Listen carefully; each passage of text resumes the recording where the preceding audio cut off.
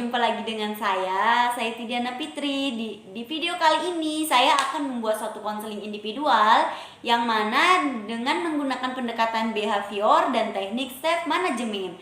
Nah, di sini siapa nih dari teman-teman yang tidak dapat mengatur waktu antara kegiatan dengan sekolah? Nah, jadi di video kali ini saya sendiri yang menjadi konselor dan teman saya Rafika Sari yang menjadi seorang klien. Nah, di kali ini juga kami akan membahas tentang bagaimana sih cara mengatur waktu yang baik dan bagaimana sih cara mengatasi permasalahan-permasalahan dalam tidak dapat mengatur waktu. Nah, ada yang penasaran nih dengan videonya? Yuk simak konseling individual kami kali ini. Selamat menyaksikan. Assalamualaikum. Waalaikumsalam. Silahkan masuk, Pika. Ibu. Silahkan duduk, Pika.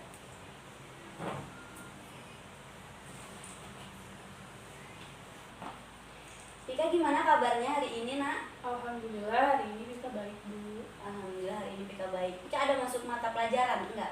Kebetulan enggak, Bu. Seharusnya masuk mata pelajaran apa sekarang? Masuk mata pelajaran matematika, Bu, sama Bapak Sapardi. Oh, masuk matematika ya. Jadi jam kosong ya Pika sini Iya. Ya, jadi ada yang bisa Ibu bantu, Pika? Pika datang ke sini sebenarnya Pika mau cerita. Oke, jadi sebelum Pika cerita, nah Pika kenal dengan Ibu? Kenal, Ibu. Kenal. Jadi Ibu boleh diperkenalkan lagi, nanti Pika perkenalkan diri lagi biar kita makin akrab gitu ya. Iya. Ya, baik, perkenalkan nama Ibu, saya Tidiana Fitri. Jadi seperti yang Pika telah tahu, mungkin Ibu salah satu guru bimbingan dan konseling di sekolah ini. Kalau Pika sendiri? Jadi nama saya Fika Ramzia Putri. Saya itu merupakan murid kelas 2 dari sekolah ini. Oh, baik. Terima kasih Pika. Baik, jadi Pika di sini mau konseling individual dan sebelumnya Pika udah pernah ikut konseling individual?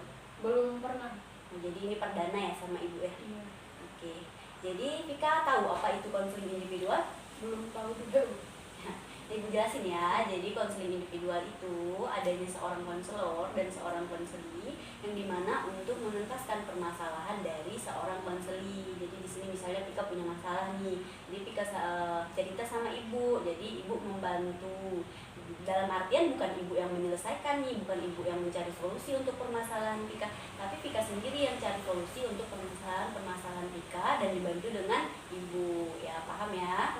Jadi di sini tahu kan konselornya siapa? Tahu. Ya, jadi kalau Ibu sebagai konselor dan Pika sebagai konseli. Baik Pika, sejauh ini Ibu menjelaskan apa ada yang ingin ditanyakan? Enggak ada. Oke, kita lanjut ya.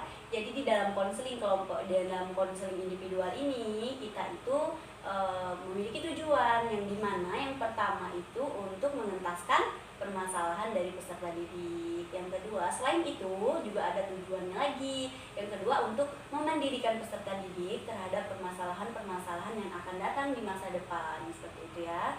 Jadi di dalam konseling individual ini juga Pika itu kita punya azas. Jadi kita punya azas kerahasiaan yang dimana nanti apapun yang Pika ceritakan, permasalahan pribadi Pika, permasalahan keluarga atau apapun itu yang bersangkutan dengan privasi dari Pika itu nggak akan Ibu beberkan. Jadi di sini kita sama-sama menjaga rahasia, oke? Jadi Pika percayakan sama Ibu kan? Jadi yang kedua itu ada asas keterbukaan yang dimana nanti Pika boleh menceritakan semua permasalahan yang mengganjal di pikiran Pika kepada Ibu, oke? Paham ya? Yang ketiga kita juga ada azas kenormatifan yang dimana Pika, Ibu harus menaati norma-norma yang ada di dalam proses konseling individual ini. Iya. Yang dimana selain itu juga Pika ada asas kesukarelaan. Nah, tadi Pika datang ke sini sendiri atas kemauan sendiri atau disuruh gitu dari pihak lain? Pika datang ke sini karena Pika mau ke sini sendiri. Oke, berarti di sini Pika udah ada ini asas dari kesukarelaan. Berarti Pika sendiri sukarela untuk datang menemui Ibu untuk cerita masalah Pika gitu ya. Iya.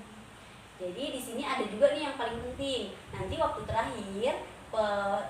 terakhir proses konseling di sini Ibu nggak memaksa untuk Pika mengikuti solusi-solusi yang telah Pika tentukan. Jadi di sini kembali lagi kepada Pika, apakah Pika nggak mau atau Vika nggak mau, itu terserah kepada Vika. Ibu hanya menuntun Vika seperti itu. Ada yang ingin ditanyakan lagi? Oke, jadi kita memasuki tahap selanjutnya, yaitu ke tahap inti. Jadi Vika di sini boleh ceritain permasalahan Vika, gimana, apa yang mengganjal di pikiran Vika kepada ibu. Silahkan Vika. Jadi gini Bu, Vika kan ada ikut organisasi di sekolah. Habis itu kan sekarang juga Vika tuh tugasnya lagi banyak gitu Bu. Nah, dimana di organisasi ini Vika tuh teman-teman tuh kayak suruh-suruh Vika, maksudnya memberikan kepercayaan penuh gitu sama Vika untuk melakukan hal-hal yang penting gitu, kayak misalkan ada acara-acara penting nih, kayak disuruh buat sertifikat atau nyatat-nyatat gitu, itu urusannya itu diserahkan sama Vika gitu Bu. Sedangkan Vika kan lagi banyak tugas nih Bu, jadi Vika tuh merasa kayak terbebani gitu Bu. Vika nggak tahu nih mau menyelesaikan yang mana duluan gitu.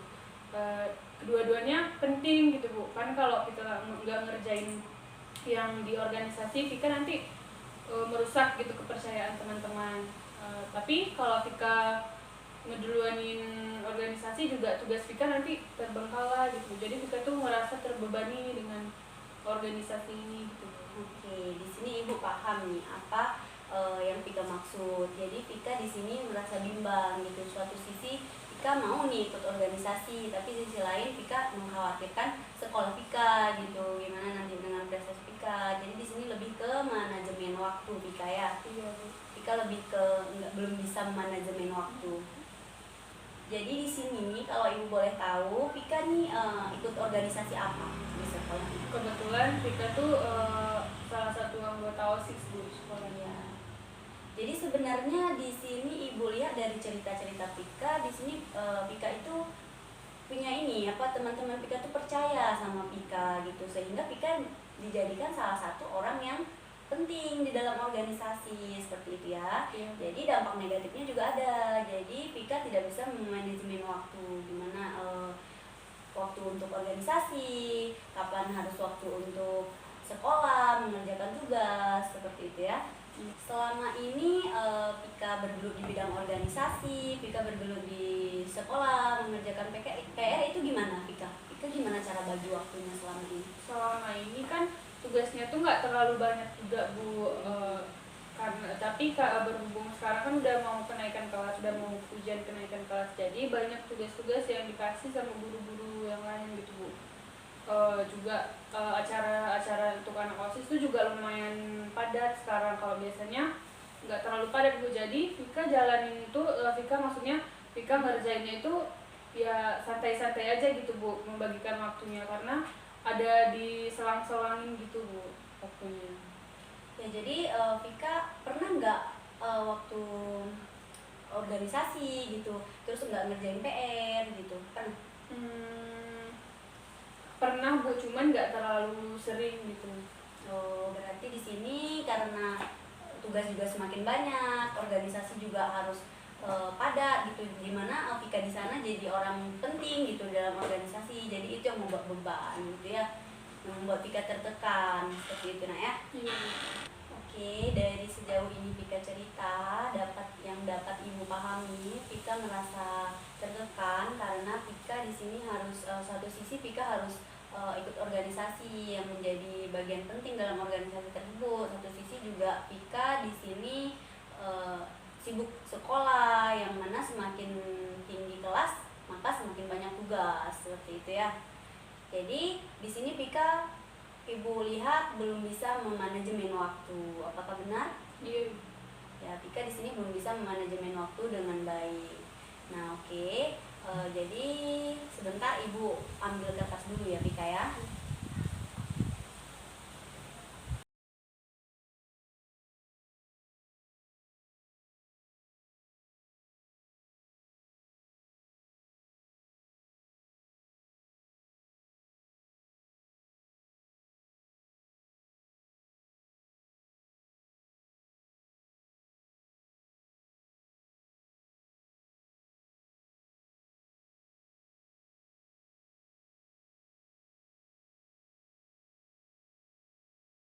Oke Vika, terima kasih telah menunggu ibu mengambil pulpen dan pensil, pulpen dan buku.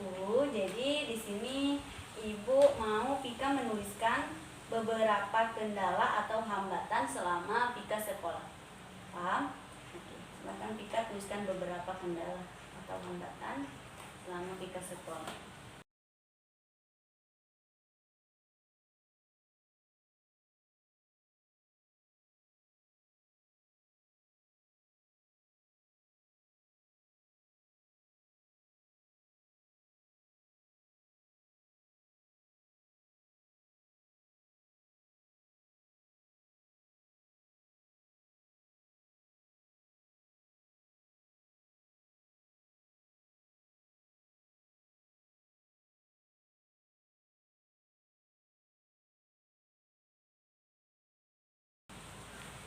Dan Oke, boleh ini Pak. Oke. Jadi di sini Ibu lihat Tika menuliskan 3 hambatan dalam ketika Pika sekolah. Yang pertama ada mengerjakan tugas mendadak deadline. Nah, berarti akhir-akhir ini Pika sering mengerjakan tugas ketika deadline gitu ya. iya. Yang kedua, tugasnya banyak. Yang ketiga mungkin nih, yang ketiga nih yang menjadi faktor utama yaitu malas. Nah, ketika ini malasnya ini karena Pika tertekan banyak organisasi atau memang malas karena banyak tugas? Mungkin karena tertekan dengan organisasinya Bu, karena kan Vika udah capek di organisasi, habis itu Vika harus ngerjain tugas lagi, jadi kayak timbul aja gitu sendiri rasa malas untuk ngerjain tugas-tugasnya gitu. Oh, jadi Pika di sini malas ngerjain tugasnya itu karena udah terlalu banyak gitu ya, terlalu banyak. Nah, tadi di sini Pika udah jelasin tentang malas ini. Nah, yang pertama nih, mengerjakan tugas mendadak deadline. Sebelumnya nih, Pika ini bergelut di organisasi ini sejak kapan? Sejak awal masuk sekolah, Sejak awal masuk sekolah itu semester 2 ya? Semester 1 ya? semester 1, kelas 1. Kelas 1 mulai rekrut gitu ya. Makanya dan organisasi Pika tadi ambil satu organisasi sampai sekarang masih satu organisasi juga. OSIS ya. Masuk OSIS. Dan ketika ini gimana nih perasaan Pika ketika pertama kali masuk organisasi? Apa Pika rajin ngerjain tugasnya gitu? Dapat membagi waktu nggak Pikanya? Jadi waktu pertama-pertama Vika ikut organisasi itu Vika bisa membagi waktu untuk di mana waktu mengerjakan tugas dan mengikuti organisasi Bu, karena waktu itu jadwal di organisasi itu Vika masih sebagai anggota yang bawahan bisa dibilang itu Bu, junior dari kakak-kakak OSIS yang lainnya gitu. Sedangkan tugas juga nggak terlalu banyak karena masih awal-awal masuk sekolah gitu. Oke, berarti di sini kendalanya itu karena Pika juga udah menjadi ketua ya, udah menjadi orang penting di dalam organisasi. Dan yang kedua sekarang karena sekolah Pika juga udah banyak tugas karena udah kelas tinggi ya, jadi perlu praktek-praktek gitu ya. Nah, jadi yang ketiga itu ada malas. Nah, sekarang tadi kalau misalnya Pika hambatan, Pika ngerjain hambatan, dan sekarang Ibu mau kebalikannya. Nah, coba Pika pikirkan apa yang membuat Pika sendiri itu dapat membangkitkan motivasi belajar Pika. Coba Pika tulis beberapa hal yang dapat membangkitkan motivasi belajar Pika.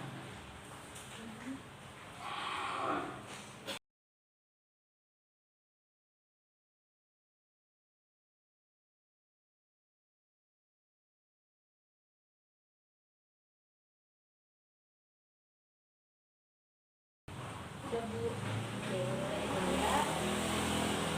Jadi di sini Pika tulis yang pertama itu ada fokus, yang kedua ada teman yang mengingatkan. Nah, Ibu tanya nih sama Pika, kalau seandainya dengan organisasi Pika yang sekarang padat gitu ya, yang sekarang Pika udah jadi atasan dan tugas Pika yang semakin banyak karena Pika udah kelas tinggi, nah Pika kira-kira dapat fokus nggak? Dapat fokus nggak? Tidak ya. Kenapa Pika tidak dapat fokus? Karena pikiran Vika masih di organisasinya itu Bu. Waktu Vika sedang berada di dalam organisasi itu dan kegiatan organisasi itu, pikiran Vika tuh sampai di ke sekolah tuh masih ke situ gitu Bu. Jadi Vika tuh kayak nggak bisa fokus kalau lagi belajar. Oke, berarti fokus itu bukan solusi yang efektif ya. Yang kedua itu ada teman yang mengingatkan. Ini boleh jelaskan nih maksudnya sama ibu gimana? Jadi banyak teman-teman juga mengingatkan Vika gitu, kalau misalkan ada tugas tuh Vika diingatin sama teman-teman melalui grup WA gitu Bu dan sebagainya. Oke, berarti di sini Vika diingatin juga sama teman-teman. Contohnya tuh gimana? Kalau melalui grup Contohnya kita ada tugas mata pelajaran ini nih, dikumpulnya besok pagi jangan lupa ya gitu. Oh ya, tapi kan enggak selalu kan teman-teman Vika tuh mengingatkan gitu. Iya. Ya, jadi menurut Vika itu solusi yang efektif tidak? Tidak juga. Ibu tanya nih, kalau ibu boleh tahu maksudnya Vika untuk sekolah ini apa ya? Tujuan Vika sekolah itu apa? Tujuan Vika untuk sekolah itu belajar mengejar prestasi. Ya, terus Terus supaya Vika bisa melanjutkan pendidikan ke jenjang selanjutnya. oke. Nah, Vika tadi bilang mau jadi orang yang berprestasi, mau diterima di perguruan tinggi, benar ya, seperti itu ya. Nah, sekarang coba Vika pikirkan apa sih yang dapat Vika lakukan untuk meningkatkan prestasi Vika, atau atau Vika tuh dapat memanajemen waktu dengan baik, itu dapat membagi-bagi waktu.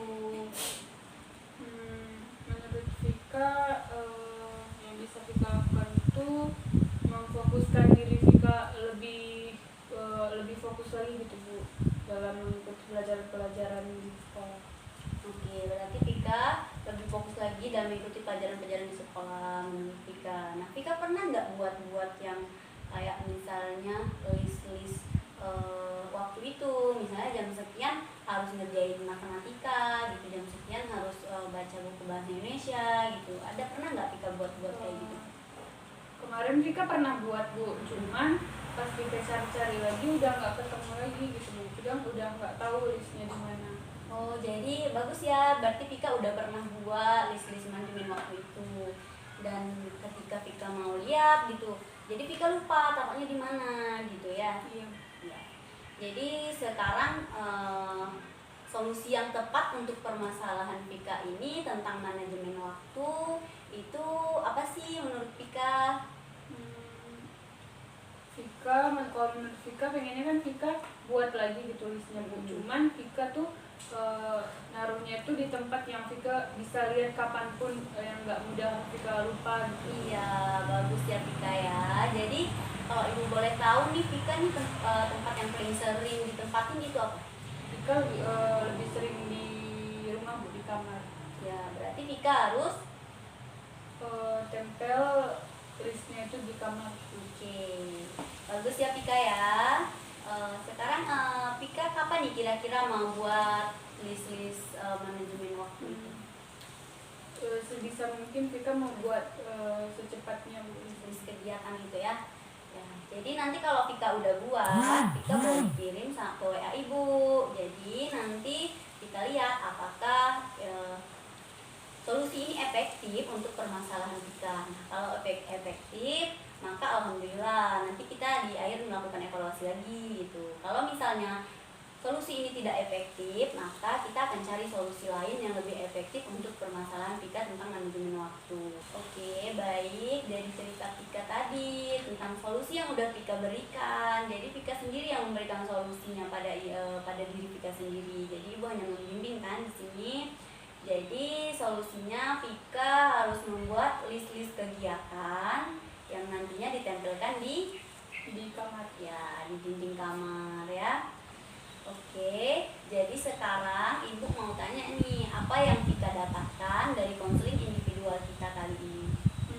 Vika dapat solusi untuk atas permasalahan yang Vika alami. Ya, bagus ya. Jadi ibu sangat bangga, ibu sangat senang sekali dengan Vika karena Vika dapat menyelesaikan permasalahan Vika, mencari solusi permasalahan Vika sendiri. Oke, sekarang gimana nih perasaan Vika setelah Vika cerita sama ibu? Gimana perasaannya? Udah lebih lega sih Bu dari sebelum datang tadi. Ya, jadi sekarang Vika tahu kan apa yang harus Vika lakukan? Iya betul. Oke, jadi sekarang sampai di sini konseling individual kita. Semoga kita dapat menyelesaikan permasalahan ini dengan baik. Semoga kita dapat memanajemen waktu dengan baik, yang dimana selain memanajemen waktu tentang belajar, kita juga dapat manajemen waktu tentang organisasi, kan? Oke, sekian dari konseling kita. Jika ada kata-kata ibu yang salah, jika ada perkataan ibu, perbuatan ibu yang kurang berkenan dalam proses konseling tadi, ibu mohon maaf ya Tika ya. Oke, Tika sekarang boleh nih kembali ke ruangan untuk mengikuti pembelajaran. Terima kasih banyak ya Bu.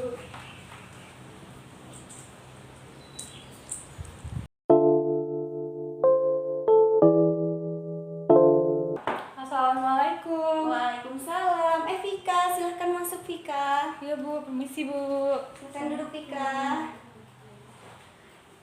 Oke, gimana nih kabarnya hari ini Vika? Alhamdulillah, Vika udah jauh lebih baik nih Bu kabarnya. Ya, raut wajahnya juga udah jauh lebih baik ya dari kemarinnya. Sekarang kayak lebih fresh, lebih kayak nggak ada beban gitu ya. Iya Bu. Jadi Vika datang sini tuh mau bilang nih ke Ibu, kan kita kemarin udah nemuin solusi buat permasalahan yang Vika alami Bu kan.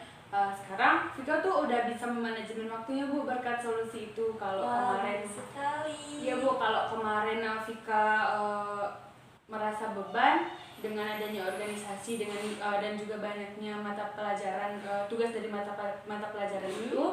Kalau sekarang Vika udah nggak ngerasa terbebani lagi Bu, karena Vika udah bisa gitu Bu manajemen waktunya. Wah, bagus sekali. Ibu turut senang sekali dengar Vika bercerita seperti itu. Jadi beberapa hari yang lalu Vika sempat kirimkan WhatsApp ya, kirimkan foto lewat WhatsApp dan Ibu juga lihat, dan isinya tuh memang benar-benar bagus sekali. Nah, Vika di sana mengelis mata pelajaran apa dulu yang mau dibuat, lalu di sana juga ada organisasi-organisasi gitu ya. Ya Bu, jadi Vika buatnya tuh misalnya hari ini jadwal Vika di organisasi itu apa gitu. Wah berarti kalau misalkan ada nabrak itu sama tugasnya, tugasnya Vika kerjain malamnya Bu, baru besoknya Vika ikut organisasi deh. Wah, bagus sekali ya Vika. Sekarang Vika udah bisa berpikir kreatif, udah bisa berpikir mandiri. Wah, Ibu turut senang sekali mendengar pendapat Vika, mendengar solusi-solusi yang telah kemarin kita sepakati, dan sekarang ternyata solusi itu efektif untuk Vika ya. Semoga Vika kedepannya menjadi pribadi yang lebih baik lagi, yang lebih dapat meningkatkan prestasi di bidang akademik maupun organisasi. Kembangkan terus ya Vika organisasinya, dan jangan lupa, jangan lalai dengan kegiatan akademiknya juga.